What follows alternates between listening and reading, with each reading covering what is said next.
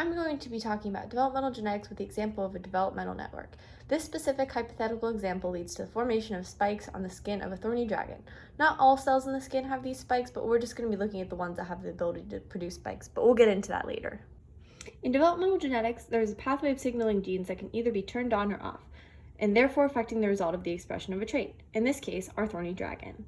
Some of these genes can be turned off or repressed by our repressor protein, where DNA polymerase I cannot bind.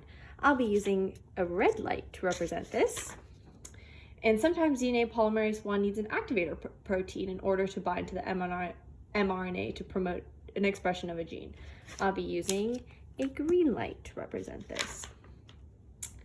The expression or repression of a gene can affect whether another gene is expressed, so it's kind of a cascading effect. So let's look at this network that we have here to see if the presence or an absence of certain genes will affect the expression of spikes.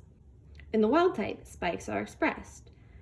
S promotes transcription of P, but P blocks I, but I blocks K, which is needed to transcribe E, and E transcribes for spikes. In the absence of P, no spikes are produced. P blocks transcription of I, which blocks transcription of K, so there'll in turn be no spikes produced. In the absence of I, spikes are also transcribed. So I blocks K, and since there's no block for K, then K can promote transcription for E, and E can promote transcription for spikes. In the absence of I and E, spikes are also not produced. So without the presence of I, K is blocked, but without the presence of E, spikes can't be produced. In the absence of S and K, there also won't be spikes. So S promotes transcription for P, which blocks I, which would in turn block K, but that doesn't really even matter because the K is gone to promote transcription for E, so spikes can't be produced.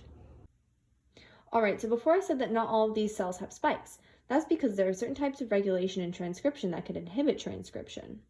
Although they have the same genome for spikes, they might not all express the gene.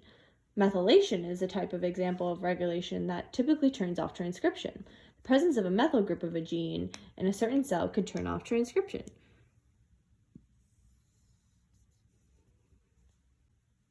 Thanks for watching. The drawings are all mine, and the images, as well as the Problem Session 6B Immunogenics and Developmental Networks presentation and the Raven textbooks will be linked below.